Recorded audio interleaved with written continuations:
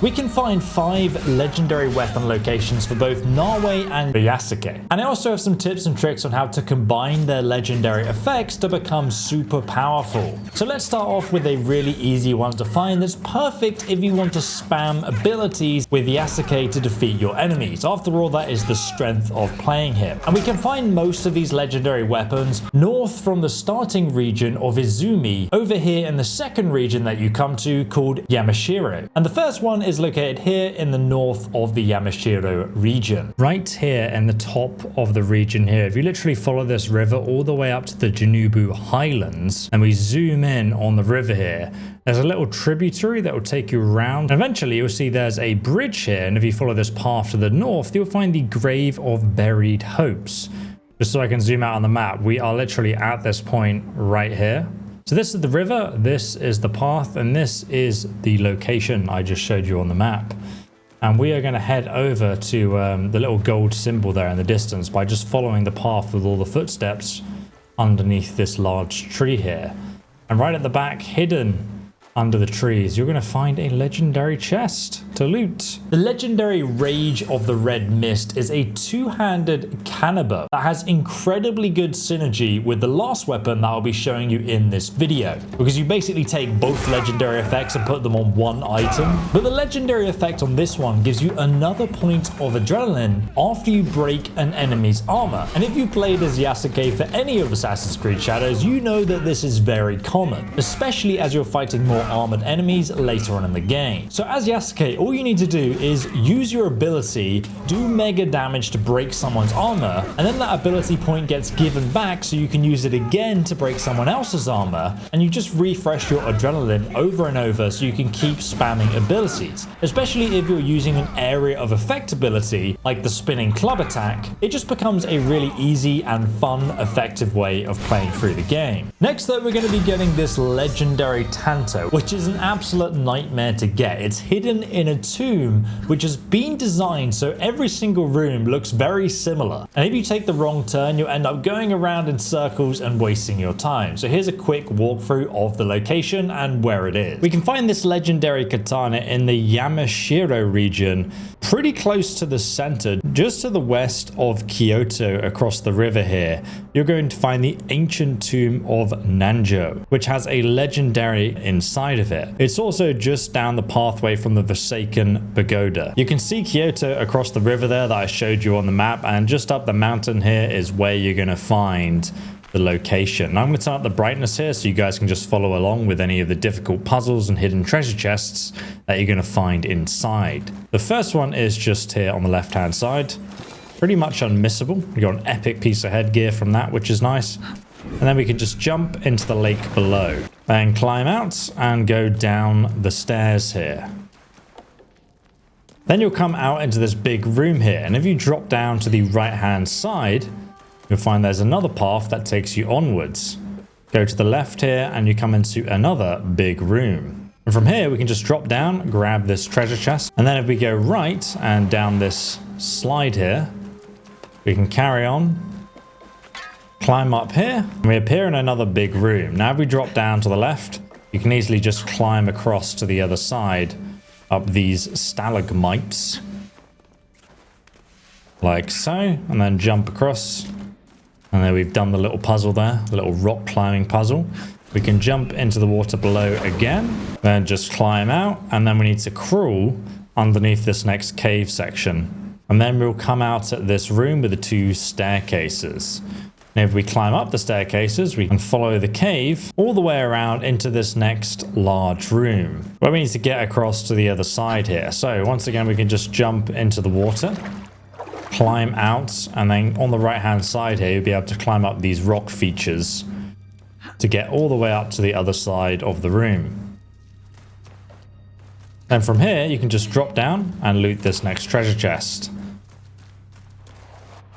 Slide down the path in front of you under the archway there, and you'll then come out into this open lake. And if you go right, you can climb up these stalagmites and then just hop across onto this next one. And then if we turn around, you see directly behind you, there's like a wooden plank here, and you can jump on the left hand side to go up, and we can jump across the wooden planks, climb up again, And there's a hidden treasure chest just through this little crack here. Let's run over and loot that. For an epic weapon, go back through the tight hole. And then just to the right here, you can see a big lake below us, but we're going to use LB to swing to the other side here. Don't mess up, otherwise you have to go all the way back around. And then we can climb up into the next area. Now, if you look up here, you'll see that there's a way out of this section if we climb up the edge of the wall here. Just keep climbing up and around, and eventually you'll get to the top. And then we can just take the stairs up and out of here, which leads us to yet another open room with another treasure chest that we can loot just here. So after we've looted that chest, we now have a choice. We can go right to the north, or we can go to the south. And this decision is actually pretty important. So we're going to go to the south, where this little dog is. And we're going to take the path up to the right. And there's another little hole here to crawl under. Now, if you take the wrong turn back there, you actually do end up going round in a circle and you go the wrong way, essentially. So you just waste your own time instead of getting to the treasure chest. And if you don't want the treasure chest, why are you here? So now we get to this big room here. You can see there's another stalagmite to jump to.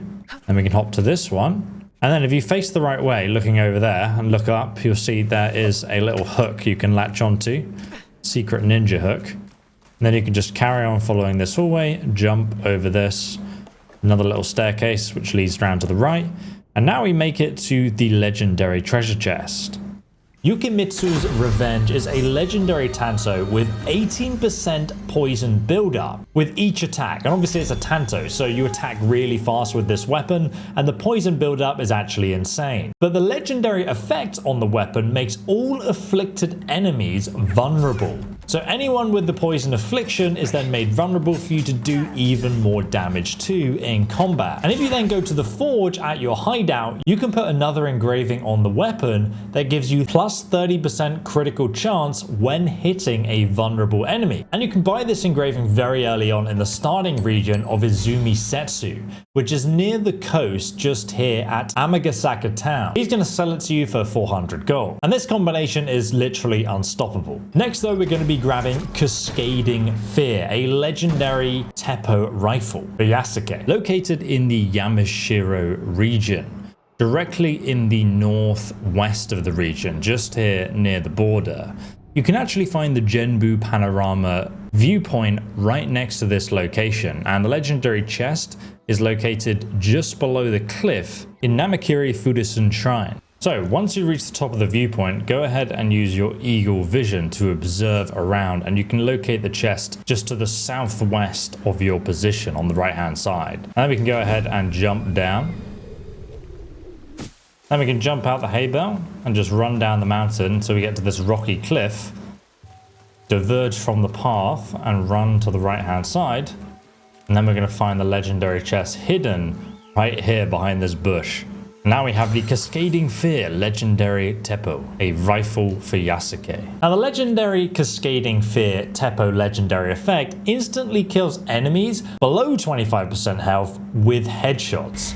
Now I've not really figured out a useful way to use this legendary effect yet, so let me know in the comments if you have, because at the point the enemy is at 25%, you're probably going to instant kill them anyway. But if you do combine it with the close quarters Teppo ability, you have a guaranteed finisher on the headshot after a takedown. And if you don't finish them, you can just ground stomp them, which instant kills most enemies. I guess the harder the difficulty you play on, the more useful this effect will be at just finishing off enemies. But to be honest, when they're that low, you're probably already in combat, finishing them off as Yasuke. But don't worry, the next legendary katana we're going to get is much more useful. And we can actually pick this one up during the main quest line. And I'd honestly recommend prioritizing this one earlier just to grab its legendary effect. So to get this, we need to track down the Shinbaku target. This particular target here called Isu Sadoki. All you need to do is follow along with his main quest line quest just under the character here, and as you progress them, you'll eventually find him and you'll be able to battle him one-on-one. But before you can actually do that, you will need to wipe out the entire Twisted Tree hit list. So this whole thing is going to take you a little bit of time, but once you've done that, you'll get the legendary Still Blossom Katana, which also unlocks the legendary effect it has to instantly charge a posture attack after you use the Volt ability on Nawe. Now this really opens up a new way of playing her in combat that I found really satisfying. To use the weapon effect, you first need to unlock the Volt ability, which is in the Shinobi skill tree. And now, whenever you parry attack, just press the B button to vault over your enemies, which then makes them vulnerable. Now with the legendary effect, this will instantly charge your power attack. So all you need to do is light attack or posture attack, as they call it in the game. So after vaulting over someone, just light attack or heavy attack, and it will count as a posture attack, doing way more damage, especially considering it's from behind. And you can also get the destabilizing Volt ability to have an additional 25% chance of that doing a critical attack for 10 seconds after vaulting over an enemy. And if you also get the same engraving that I mentioned earlier in the video, you can boost your crit chance by another 30%. So you pretty much at that point have a 45% chance to be critting the enemy every time you vault over them, making this combo extremely lethal. I recommend just trying it out for fun because it's really good. Next though, we can get the legendary weapon, a Kanabo named Daybreak's Fury. And this is the one that combines with the one I showed you earlier. I'll explain in a moment, but to get this weapon, we need to do the main campaign to find and assassinate the Ox. Now this is quite a long, elaborate quest line, but similar to the last one, we need to do all his related tracking quests and take out Kabikemono Rohit. And if you've already watched my Ninja Assassin build guide, you'll know that you can actually instantly kill the Ox even though he has 10 health segments. Well, once you defeat him, you'll get the legendary Daybreak's Fury. And this legendary weapon effect makes breaking armor spread shrapnel that deals 100% damage. So whenever you break a foe's armor, you're going to have that effect. And now if you go to the Forge and you add the other legendary effect we got earlier in the video, which adds 100% of a adrenaline chunk after an armor break, you're going to have both those effects acting in tandem, which just turns combat into a chain reaction of armor breaks and ability usage. And if you are interested in instantly assassinating your enemies, do check out the Nawe build guide that I've posted, link below, and also link it over here, and I will see you guys in the next video.